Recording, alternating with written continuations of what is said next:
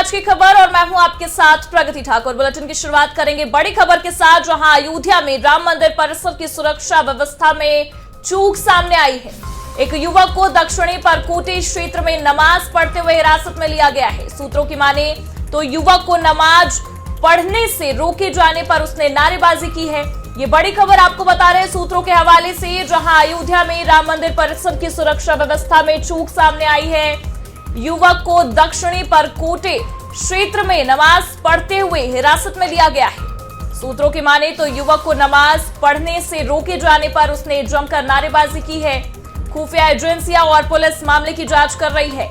सूत्रों के हवाले से ये बड़ी खबर आपको बता रहे हैं, जहां दक्षिणी परकोटे क्षेत्र में नमाज पढ़ते हुए युवक को हिरासत में लिया गया। ये जानकारी मिल रही है। राम मंदिर परिसर की सुरक्षा व्यवस्था में चूक सामने आई है। सूत्रों की माने तो युवक को नमाज पढ़ने से रोका गया। रोके जाने पर उसने जमकर नारेबाजी की है। हालांकि खुफिया एजेंसियां और पुलिस मामले की जांच पड़ताल कर रही है।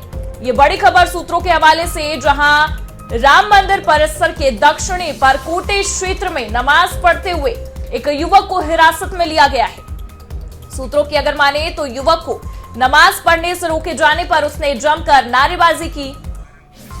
चलिए इस मामले पर ज्यादा जानकारी के लिए हमारे संवाददाता करण हमारे साथ जुड़े हुए हैं। करण, जिस तरीके से ये मामला निकलकर सामने आया है, बताया जा रहा है कि युवक को नमाज पढ़ते हुए हिरासत में लिया गया है, क्या कुछ जानकारी?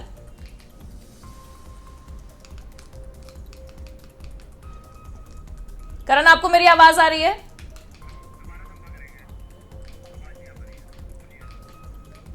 करण से हम फिर से संपर्क करने की कोशिश करेंगे, लेकिन ये बड़ी जानकारी आपको सूत्रों के हवाले से बता दें कि राम मंदिर परिसर की सुरक्षा व्यवस्था में चूक का ये मामला सामने आते ही हड़कंप मच गया है।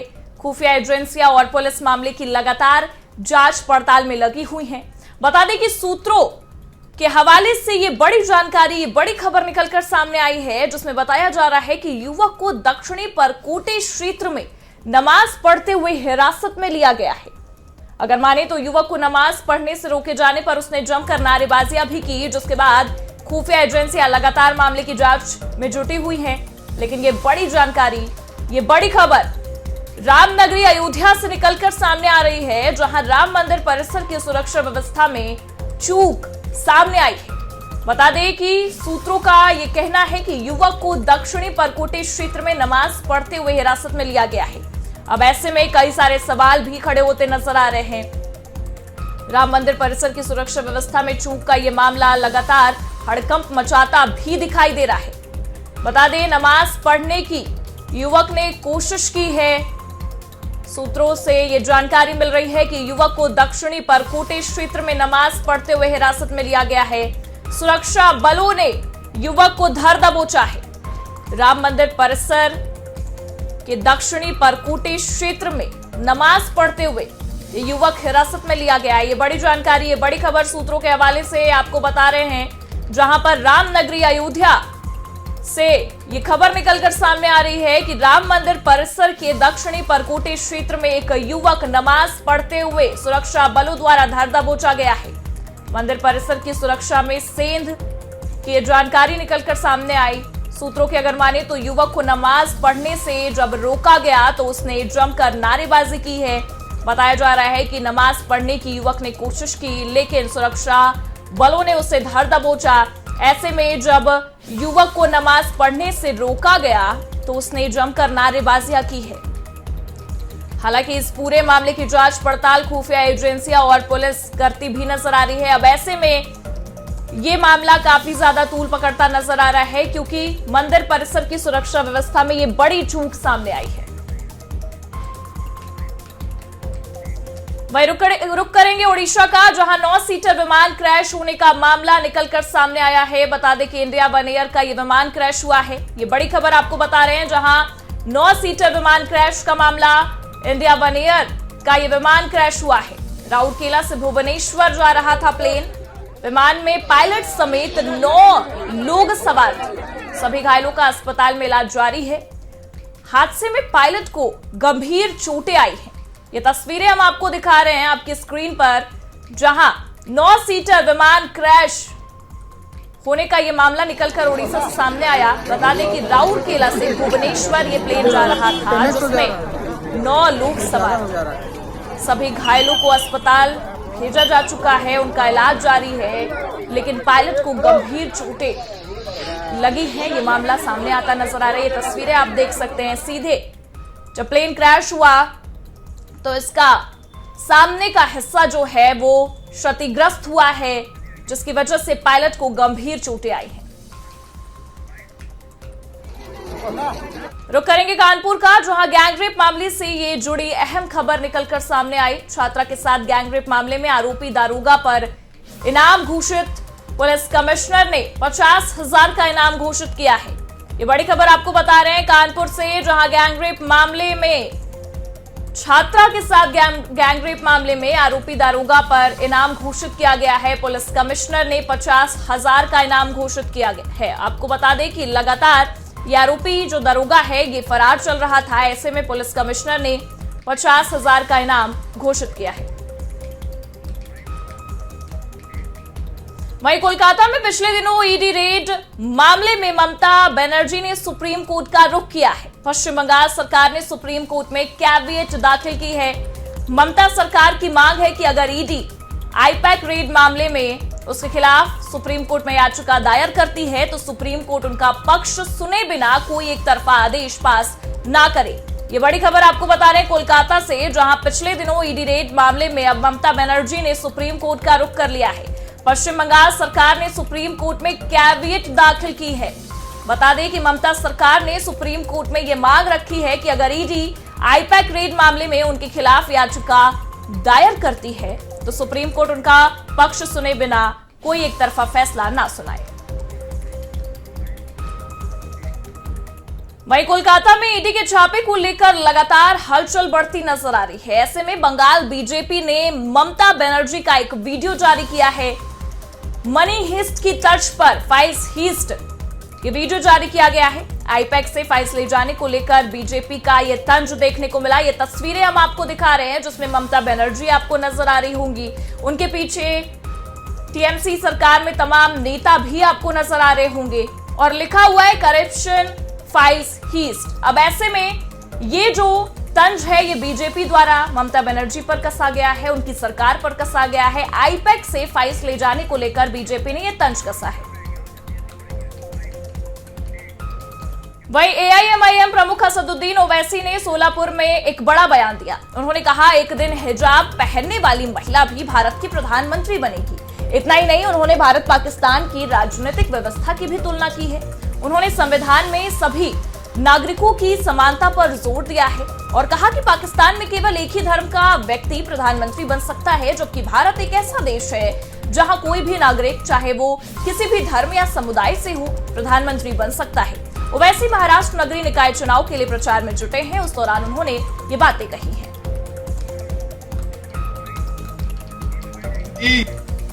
बाबा साहिब अम्बेडकर का जो संविधान है वो ये कह सकता है कि कोई भी भारत का नागरिक वजीर आजम बन सकता है, सदर जमहूरिया बन सकता है, चीफ मिनिस्टर बन सकता है, मेयर बन सकता है। और असदुद्दीन ओवैसी का ख्वाब यह है कि एक दिन आएगा इस देश में इंशाअल्लाह ताला, शायद हम और आप नहीं रहेंगे मगर देखना एक हिजाब पहनने वाली बेटी इस देश की वजीर आजम बनेगी इंशाअल्लाह ताला। वहीं ओवैसी के बयान पर हेमंता बिस्वा शर्मा का पलटवार देखने को मिला है। हिजाब वाली पीएम को लेकर हेमंता बोलते नजर आए हैं। पीएम कोई भी बन सकता है लेकिन भारत की आत्मा हिंदू है। बता दें ओवैसी के बयान पर हेमंता का यह पलटवार, जहां हिजाब वाली पीएम को लेकर हेमंता ने यह पलटवार किया है और कहा कि पीएम कोई भी बन सकता है लेकिन भारत की आत्मा हिंदू है।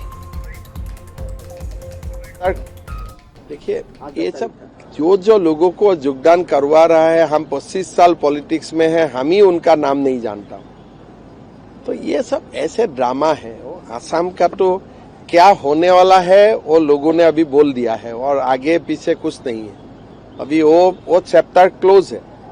लोगों ने मन बना लिया किसको वोट देना है, किसको नहीं देना है।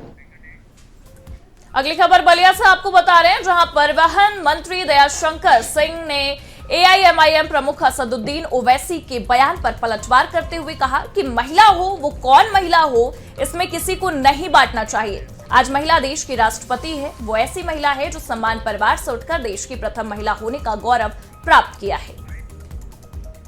देखिए, महिला हो जी, वो महिला कौन महिला हो ये नहीं, उसमें नहीं बांटना चाहिए। आज एक महिला देश की राष्ट्रपति है और वो ऐसी महिला है जो एक सामान्य परिवार से उठ करके आज देश की प्रथम महिला होने का गौरव प्राप्त है। आज एक दूसरी महिला भारत की अर्थव्यवस्था को संभाल रही है। तो आज महिलाओं का सम्मान भारतीय जनता पार्टी की सरकार में, मोदी जी की सरकार में हो रहा है। तो हर महिला का सम्मान है और यदि उस हिजाब की महिला में भी यदि योग्यता होगी तो वो भी प्रथम महिला होने का गौरव प्राप्त कर लेगी। और फिलहाल वक्त तो चला एक छोटे से ब्रेक का, आप देखते रहिए आज की खबर।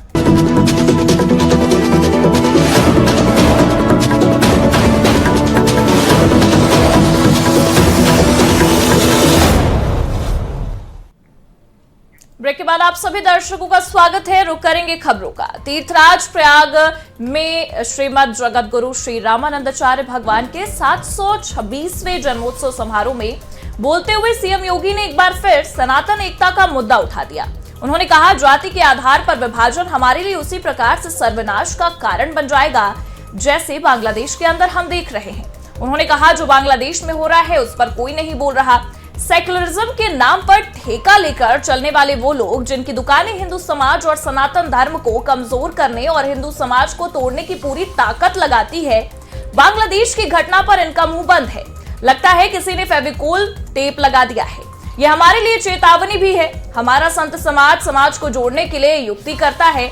जब संत समाज उद्घोष करता है तो परिणाम भी आता है, जैसे अयोध्या में श्री राम जन्मभूमि पर भव्य मंदिर का निर्माण हुआ।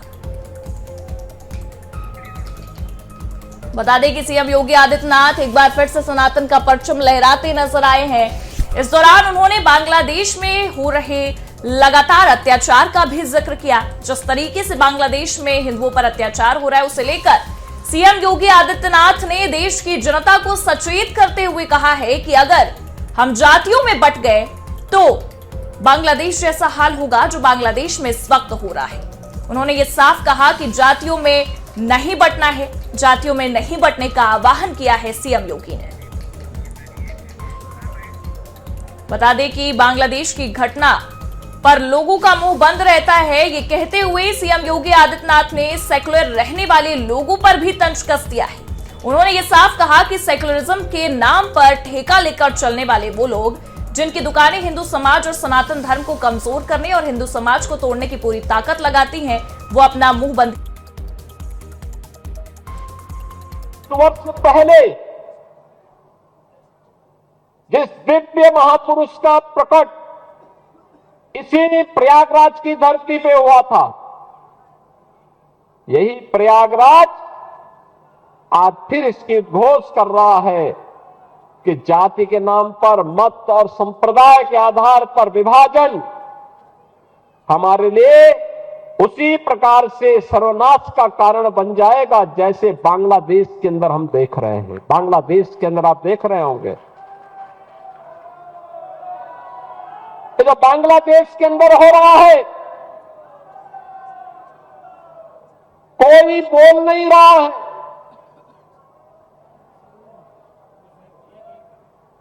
सेकुलरिज्म के नाम पर ठेका लेकर के चलने वाले वे लोग जिनकी दुकानें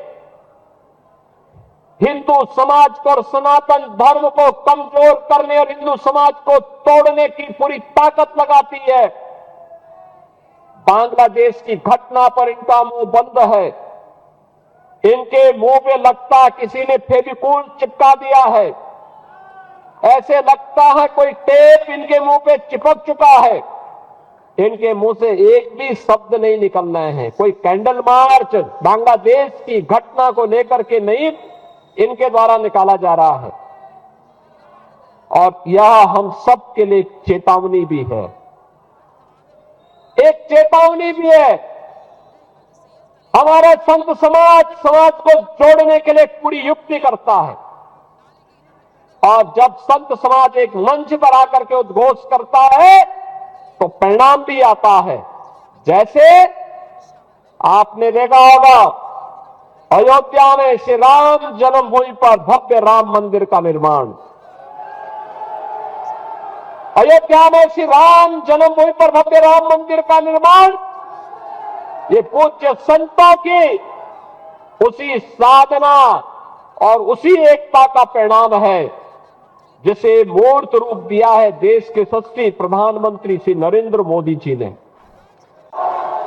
सबका दायित्व बनता है, सबका दायित्व बनता है ये बांटने वाले लोगों को, तोड़ने वाले लोगों को हम कभी पनपने न दें, पनपने न दें। ये कमजोर करने वाले लोगों को किसी भी स्थिति में हमें आगे नहीं बढ़ने देना है। अगर हम सब इस संकल्प के साथ आगे बढ़ेंगे तो आने वाला समय सनातन धर्म का ही है। दुनिया के अंदर सनातन का झंडा जैसे श्री राम जन्मभूमि पर पूरी भव्यता और दिव्यता के साथ फहराया जा रहा है, ऐसे ही पूरी दुनिया के अंदर सनातन का झंडा अपने आप गूंजता हुआ दिखाई देगा। तब कोई बांग्लादेश में किसी निरीह हिंदू को, कमजोर और दलित हिंदू को काटने का दुस्साहस नहीं कर पाएगा। बढ़ेंगे अगली खबर की ओर, जहां अयोध्या में राम मंदिर परिसर की सुरक्षा व्यवस्था में चूक का मामला सामने आया है। एक युवक को दक्षिणी परकोटे क्षेत्र में नमाज पढ़ते हुए हिरासत में लिया गया है। सूत्रों के हवाले से ये बड़ी खबर आपको बता रहे हैं, जहां एक युवक को दक्षिणी परकोटे क्षेत्र में नमाज पढ़ते हुए हिरासत में लिया गया है। सूत्रों की माने तो युवक को नमाज पढ़ने से जब रोका गया तो उसने जमकर नारेबाजी की। खुफिया एजेंसियां और पुलिस मामले की लगातार जांच कर रही है। ये बड़ी खबर रामनगरी अयोध्या से निकलकर सामने आई है, जहां राम मंदिर परिसर की सुरक्षा व्यवस्था में चूक सामने आई है। बता दें कि सूत्रों का यह कहना है कि युवक को दक्षिणी परकोटे क्षेत्र में नमाज पढ़ते हुए हिरासत में लिया गया, जहां जब उसे रोका गया तो उसने जमकर नारेबाजी की। चलिए इस मामले पर ज्यादा जानकारी के लिए हमारे संवाददाता नीरज हमारे साथ जुड़े हुए हैं।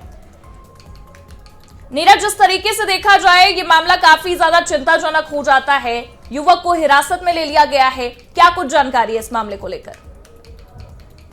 तो बिल्कुल देखिए, आज अयोध्या में कुछ युवक आए थे, उनके साथ एक लड़की भी थी। उन्होंने राम मंदिर का दर्शन किया और फिर सीता रसोई की तरफ वो गए और उनका इरादा था कि वो वहां पर नमाज अदा करें और उसका वीडियो बनाकर सोशल मीडिया पर डालें। इस बात की जैसे ही जानकारी और उनकी हाव भाव देखकर लोगों को शक हुआ, तुरंत पुलिस को सूचित किया गया। फिलहाल इनको हिरासत में लेकर पूछताछ की जा रही है। कश्मीर के रहने वाले ये युवक और युवती बताए जा रहे हैं। इनसे गोपनीय तरीके से इस समय पूछताछ की जा रही कि आखिर इनका इरादा क्या था, किस इरादे से ये यहाँ आए थे, क्या वैमनस्यता फैलाना था या तमाम तरह की बातें जो भी है वो खुफिया तरीके से इनको इस स्थान पर रखकर इनसे पूछताछ की जा रही है और उसके बाद ही पता चलेगा कि आखिर ये किस इरादे से यहाँ आए थे। नीरज, किस वक्त की ये घटना बताई जा रही है? कब सुरक्षा बलों ने इन्हें धर दबोचा है? किस तरीके से पता लगाया गया? ये देखिए, अभी ये थोड़ी देर पहले की घटना है और सबसे पहले आज की खबर ने ही इस खबर को ब्रेक किया और जो मुस्लिम युवक है और जो युवती है इसके साथ और एक और व्यक्ति बताया जा रहा है, तो कुल 3 लोग हैं। इन्होंने नमाज पढ़ने की कोशिश की और इनका इरादा यही था कि ये इसका वीडियो बनाकर सोशल मीडिया पर डालें, जिससे जो वैमनस्यता है, जो आपसी सौहार्द है, उसको क्षति पहुंचे। तो फिलहाल इन्हें पुलिस ने हिरासत में ले लिया, इनसे पूछताछ की जा रही। लेकिन इधर जिस तरीके से देखा जाए, लगातार इस तरीके के जब मामले आते हैं तो कई सारे सवाल भी उठते हैं कि क्यों हिंसा फैलाने की कोशिश की जाती है। अब राम मंदिर से भी इस तरीके की तस्वीरें निकलकर सामने आना कई सारे सवालों को जन्म देती है। निश्चित तौर पर देखिए, इनका इरादा अच्छा तो नहीं था। इन्होंने राम मंदिर का दर्शन भी किया, वहां पर ये क्या रैकी करने गए थे या कुछ और इरादा था।